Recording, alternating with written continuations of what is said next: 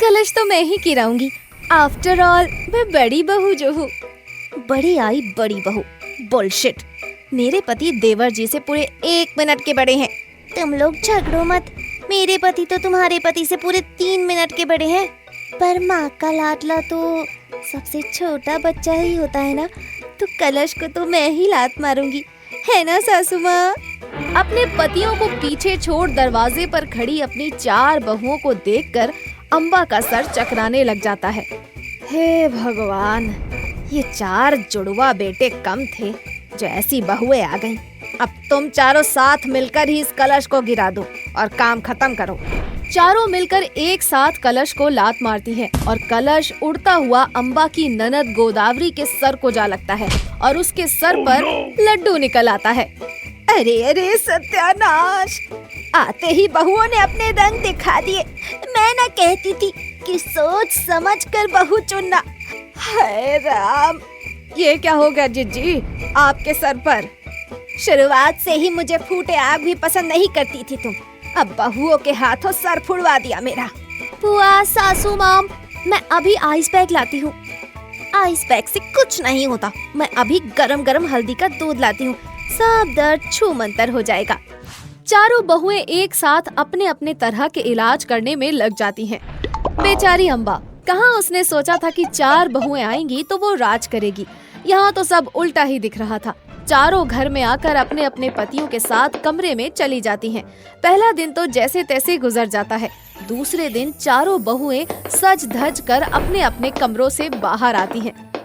अरे राम रे राम, अरे लगता है मैं किसी गलत घर में आ गई। अरे राम रे, बुढ़ापा। नहीं नहीं बुआ जी, आप बिल्कुल सही घर में आई हैं। ये आपकी नई बहुएं हैं। लगता है कोई मॉडलिंग शो आ गई हूँ। क्यों रे प्रवीण, मेरे बखत तो तुम सबके पास पैसे के लाले पड़े हुए थे। अब बीवियों पर इतना पैसा लुटाया ना तो सही में कहीं के नहीं रह जाओगे, समझे? ऐसा कुछ नहीं है बुआ जी, मैं आपके लिए भी ब्रांडेड ड्रेस लाई हूँ, पहनकर देखिए, मजा आ जाएगा। क्या खूबसूरत बला लगेंगी आप। हाँ बुआ जी, हम दोनों बड़े घर की लड़कियां हैं, कोई सुषमा और जया की तरह मिडिल क्लास नहीं जो अपने मायके के पुराने कपड़े पहनती फिरे। डेजी अपनी एक ब्रांडेड ड्रेस गोदावरी को भी पहनाती है, जिसे देखकर सुषमा और जया को बहुत गुस्सा आता है और वो लोग आपस में बातें करती हैं। ये आलिया और डेजी तो सबको अपनी तरफ कर लेंगी, बड़ा पैसे का घमंड है इन्हें। अब हमें भी एकजुट होना होगा और इन्हें मुंह के बल गिरा देंगे। पर ब्रांडेड ड्रेस रोज रोज हम लोग कहाँ से लाएंगे जया जीजी? मुझे चांदनी चौकी मार्केट की बहुत नॉलेज है, वहाँ सारे नकली ब्रांडेड कपड़े आधे रेट में मिल जाते हैं। चल वहाँ चलते हैं और इनको मुंह तोड़ जवाब देते हैं। जया और सुषमा डेजी और आलिया को कम्पीट करने मार्केट जाकर नकली ब्रांडेड कपड़े लेने लग जाती हैं। अरे सुषमा, यहाँ तो 200 रुपए में भी अच्छे अच्छे कपड़े मिल रहे हैं। वाह जी वाह, मजा आ गया। पर कोई कोई कपड़े तो फटे हुए भी हैं। तो क्या हुआ, जरा सी सिलाई ही तो करनी है, आराम से शॉपिंग कर ले तू। दोनों बहुएं जमकर मार्केट में शॉपिंग करती हैं और घर आकर अपने नए कपड़े सबके सामने पहनकर तैयार हो जाती हैं। कपड़े तो तुम लोगों के भी कुछ कम नहीं है। जीजी, आप तो बेकार में डेजी और आलिया की तारीफ कर रही थी। वैसे मुझे भी कोई नए कपड़े पहनाएगा या मैं ऐसे ही रहूं? सासू माँ अगर कपड़े पहनेंगी तो उन्हें तो शक हो जाएगा। अब क्या करूं? लाती हूँ मैं ड्रेस सासू माँ। अम्बा उस साड़ी को पहन लेती है और कहती है, दूर से कपड़े ज्यादा अच्छे लग रहे थे, पर ठीक है, उतनी भी कोई बुरी साड़ी नहीं है। अब चारों बहुओं में हर समय ब्रांडेड और नए कपड़े पहनने की होड़ लग जाती है। सासू माँ, मैं बाजार से सब्जी लेकर आती हूँ। सुषमा नए कपड़े पहनकर बाजार से सब्जी लेकर आती है, जिसे देखकर आलिया कहती है, ओह गॉड, आज तो कैरेट का हलवा बनाना है और तुम कैरेट ही भूल गई। वो तो मैं जानबूझकर गाजर नहीं लाई ताकि फिर से कपड़े बदलकर गाजर लाने बाहर जा सकूं। अब इतने कपड़ों का कोई तो इस्तेमाल करूं मैं। ये झमेला तो बढ़ता ही जा रहा है। सुषमा और जया दिन में 10 बार भी बाहर जाती तो 10 बार अपने नकली ब्रांडेड कपड़े बदल कर जाती, जिसे देखकर आलिया और डेजी को शक हो जाता।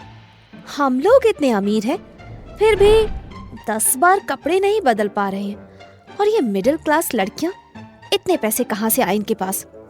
इनका पीछा करते हैं, सब दूध का दूध और पानी का पानी हो जाएगा। सुषमा और जया शॉपिंग पर जाने के लिए अपने अपने पतियों से पैसे मांगती हैं। सुनिए जी, मैं आपको सुंदर लगती हूँ ना? हाँ डार्लिंग, बहुत। जया और सुषमा चांदनी चौक जाकर फिर से रोड पर से कपड़े चुनने लग जाती हैं और ये सब डेजी और आलिया देख लेती हैं। डेजी, देख 500 में सिंड्रेला गाउन, ये तो अपना ही होना चाहिए। अरे सुषमा देख, सिंड्रेला गाउन, चल खरीदते हैं। चारों एक वक्त पर उस गाउन को लेने पहुंच जाती हैं। तुम दोनों यहाँ? हमें सब पता चल गया है, ये गाउन मेरा है, छोड़ो इसे। नहीं, ये मेरा है। चारों बहुएं उस गाउन को अपनी अपनी ओर खींचने लग जाती हैं और गाउन फट जाता है, जिसे देखकर चारों रोने लग जाती हैं। अरे आप लोग रोइए मत, ऐसे 4 और पीसेस हैं मेरे पास, पर इस फटे हुए गाउन की भरपाई आप लोगों को करनी पड़ेगी। हम करेंगे, चलो हम चारों एक एक गाउन ले ले। हाँ, अब से हम भी सस्ती शॉपिंग करेंगे। क्या कहती हो आलिया और जया? इस हादसे के बाद चारों बहुओं के बीच की तकरार खत्म हो जाती है और चारों दोस्त बन जाते हैं और एक साथ शॉपिंग करते हैं और खुशी खुशी रहने लग जाते हैं। रोबोट बहू। समीर एक वैज्ञानिक था और उससे तरह तरह के रोबोट्स बनाने में महारत हासिल। वो 35 वर्ष का हो गया था। बहुत हो गया समीर, अब मैं तेरी एक नहीं सुनूंगी। तेरी उम्र के लोग 2-2 बच्चों के बाप बन गए और तू है। अरे माँ, तुम्हारे बेटे को 2-2 राष्ट्रपति अवार्ड मिल चुके हैं, उन्हें ही अपने पोते समझो। अरे रहने दे तेरे अवार्ड्स, क्या उनका अचार डालूं? अरे 2-4 बच्चे आंगन में खेलते और मुझे दादी दादी पुकारते बुढ़ापे में बहू से सेवा करवाती, तो तू अपने काम में लग गया। अरे माँ परेशान मत हो, मैं बहुत ही जल्दी तेरे लिए बहू ढूंढ कर लाने वाला हूँ। सच कह रहा है? अब तो तेरी बातों पर भरोसा भी नहीं होता। देख, तुझे अगर 10 दिन में तूने मेरे सामने मेरी बहू लाकर नहीं खड़ी करी, तो फिर मुझे जैसी भी लड़की मिलेगी मैं उससे तेरा ब्याह रचा दूंगी।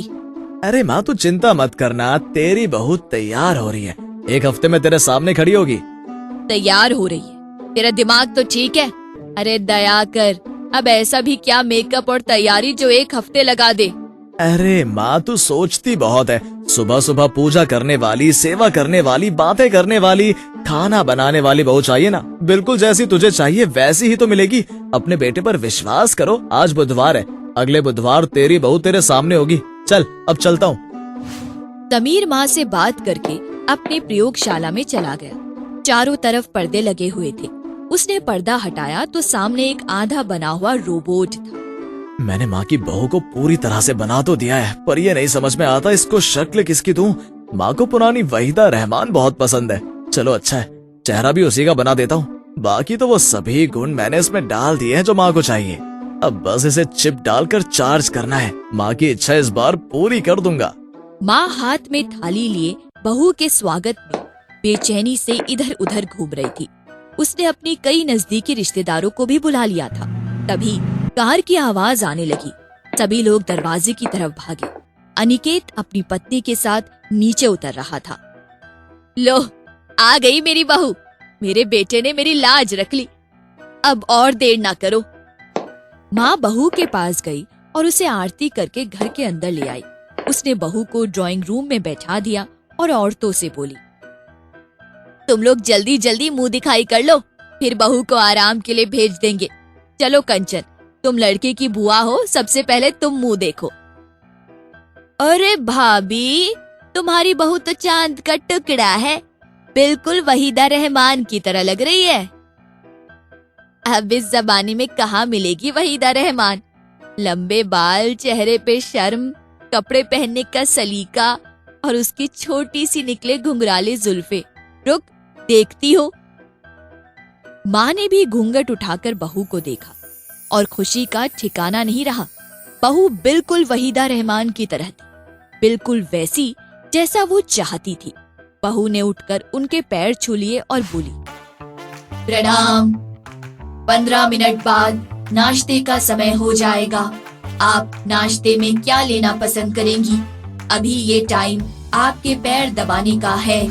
बहू ने बिना कुछ सोचे समझे माँ को गोदी में उठाया और सोफे पर लिटा दिया और उनके पैर दबाने लगी। बाकी सारे रिश्तेदार ये देखकर हंसने लगे और बिना नाश्ता ही चले गए। बहू, ये क्या बदतमीजी है? तभी रिश्तेदारों के सामने तूने मेरा नाक कटा दी। क्या तेरे माँ बाप ने यही सिखाकर भेजा है? मेरे माँ बाप नहीं हैं। ये आपकी दवा लेने का समय है, आप इंतजार करें। वो रोबोट की तरह चलती हुई माँ के कमरे में गई और दवाइयाँ लेकर आ गई। उसने माँ को पानी दिया और बोली, 15 मिनट योग का है, आइए योगाभ्यास करिए। आधा घंटा योग करने के बाद मैं आपको खाना खिलाऊंगी और फिर आप आराम करेंगी। अरे तूने ये क्या बकवास लगा रखी है? ना जाने समीर किस मुसीबत को घर ले आया है। मैं इसके साथ नहीं रह सकती। सोचा था एक बहू आएगी तो उसके साथ मिलकर पूरे घर को सजा दूंगी, लेकिन ये तो हर काम घड़ी की नोक पर कर रही है। बहू ने ड्राइंग रूम का सारा फर्नीचर उठाकर बाहर आंगन में रख दिया और बोली, माँ, ड्राइंग रूम साफ कर दिया है। बातों का समय हो गया है, आइए हम 30 मिनट बातें करते हैं। अरे तूने ये क्या किया? इतने भारी भारी सोफे और दीवान उठाकर एक के ऊपर एक रख दिया। तू औरत है या पहलवान? हे भगवान, ये सब वापस कैसे रखा जाएगा? आप बातें नहीं करना चाहती तो मैंने इसे कैंसिल कर दिया है। अब ये आपका आराम का समय है। क्या? अभी तो सारा काम पड़ा हुआ है। झाड़ू, पोछा, बर्तन, वॉशिंग मशीन में भी कपड़े पड़े हुए हैं। सुबह से रसोई में जाने का मौका भी नहीं मिला। भूख के मारे पेट में दर्द हो रहा है। लगता है खाना ऑर्डर करना पड़ेगा। आराम के लिए वक्त कहाँ? ये आपका आराम का समय है, आप चुपचाप सो जाइए। बहू ने माँ को हाथों में उठाकर कमरे के अंदर बेड पर लेटा दिया और कमरे से बाहर चली गई। थकी हारी माँ बेड पर लेटने के कारण गहरी नींद में सो गई। वैसे भी उसे ये सब क्या हो रहा है कुछ समझ में नहीं आ रहा था। 30 मिनट के बाद बहू ने दरवाजा खोल दिया और बोली, माँ जी, खाने का समय हो गया है और सभी काम पूरे हो चुके हैं। आइए आप खाना खा लीजिए। अरे कमरे में गए हुए मुझे सिर्फ आधा घंटा हुआ है। अरे ये तो सारा काम पूरा हो गया। रूम का फर्नीचर अपनी जगह पहुंच गया, कपड़े भी बाहर सूख रहे, पूजा का दीपक भी जला हुआ है, किचन भी साफ है। अच्छा खाना खिला, बहुत भूख लग रही है। आप क्या खाना पसंद करेंगे? आप जो भी खाना चाहती है उसका ऑर्डर दे, आपको 5 मिनट में खाना मिल जाएगा। 5 मिनट में? अरे तो इंसान है या रोबोट? चल ठीक है, देखती हूँ 5 मिनट में खाना कैसे देती है। ज्यादा नहीं, बस बैंगन का भरता और गरम गरम रोटी, इतना ही। बहू रोबोट की तरह चलती हुई अंदर गई। माँ ने हैरानी से किचन की खिड़की से अंदर झांका तो उनकी चीख निकल गई। उनकी बहू हवा की स्पीड में उधर दौड़ती हुई काम कर रही थी और मात्र 5 मिनट में खाना रेडी करके वो टेबल पर पहुँच गई। हे राम, ये इंसान है या चुड़ैल? मुझे तो कुछ भी समझ में नहीं आ रहा है, या मुझे कुछ गलत दिख रहा है। खाना रेडी है माँ। तूने खाना तैयार कर लिया? अरे तू इतनी तेज कैसे चल रही थी और ये रोटियां इतनी छोटी क्यों बनाई है? माँ जी के ये कहते ही बहू हवा की गति से किचन में चली गई और वापस आई। उसके हाथ में 24 इंच 6 डायामीटर की बड़ी सी रोटी थी। माँ के चेहरे पर डर साफ दिखाई दे रहा था। बहू, आज शर्मा जी के यहाँ कीर्तन है, तुझे भी बुलाया है। अच्छी तरह से तैयार हो जाना और सबके पैर छूना। नोटेड। आप किस प्रदेश की तरह मुझे तैयार करवाना चाहती हैं? अरे तूने ये क्या लगा रखा है? क्या मैं कहूँ कि मद्रासी बहुओं की तरह तैयार होना तो हो जाएगी? पगली, इतनी आज्ञाकारी ना बन। चल तैयार हो जा। पलक झपकते ही बहू कमरे से बाहर आई। उसने ऊपर से नीचे तक मद्रासी बहू के गेटअप में थी। हे भगवान, ये क्या भेष बनाया है? पर अब टाइम नहीं है, मेरी कमर में दर्द है। चल चल जल्दी करे, कीर्तन शुरू हो गया होगा। काश हम 5 मिनट में वहाँ पहुँच जाएं।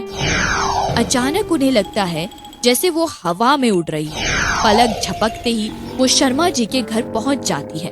सब उनकी बहू को देख हैरान हो जाते हैं और उससे भी गाना गाने को कहते हैं। मेरे सिस्टम में डिवोशनल गाने नहीं हैं। आप चाहे तो मैं पंजाबी सॉन्ग्स लगा सकती हूँ। सब सर हिलाते हैं और अचानक 80 नाल रहोगे तो ऐश करोगे गाना बजने लगता है। सब हैरानी से उसे देख रहे होते हैं। तभी दरवाजे पर घंटी बजी और बहू दरवाजा खोलने के लिए चली गई। बाहर बंदूक लिए 3 चोर खड़े थे। आप लोग कौन हैं और आपको किससे मिलना है? इतनी मोटी मोटी सोने की चेन, वाह। चलो अपना सारा सोने का गहना उतार कर हमें दे दो, हम सब चोर हैं। अरे ओ बुढ़िया, तू वहाँ बैठे क्या कर रही है? अपने सोने के कंगन उतार दे वरना बंदूक से उड़ा देंगे। हाँ, आप सब भी अपने अपने गहने उतार दीजिए। माँ चीखी, अरे ये तो चोर है, भगवान हमें बचाओ। ये सुनते ही बहू बाहर निकल के एक बटन दबाती है। उसके हाथ में लगे हथियार बाहर आ जाते हैं और ये देखते ही चोर भाग जाते हैं। माँ बहू के पीछे आती है, लेकिन अचानक बहू नीचे गिर पड़ी और बोली, माँ जी, मेरी बैटरी डिस्चार्ज हो रही है। आप कृपया मेरे गले मिलने लगे हुए हैं, पोर्ट में फोन का चार्जर लगाकर मुझे चार्ज करें। और उसकी आंखें बंद हो जाती हैं। कोई कुछ देख नहीं पाता, लेकिन माँ को सारी बात समझ में आ गई और वो बहू को सबकी सहायता से घर ले आती है और बहू के गले में बने चार्जिंग पोर्ट में चार्जर लगाकर हंसने लगी। अरे नालायक, बहू के बदले मेरे लिए रोबोट ले आया, लेकिन तुझे पता है तूने मेरी नाक रख ली। मेरी बहू सारी बहुओं से अच्छी है। अरे सास बहू की लड़ाई का तो कोई लफड़ा ही नहीं है, मेरी हर बात मानती है। मुझे मेरी बहू पसंद है। चारों तरफ बहू की बहादुरी की चर्चा होने लगती है।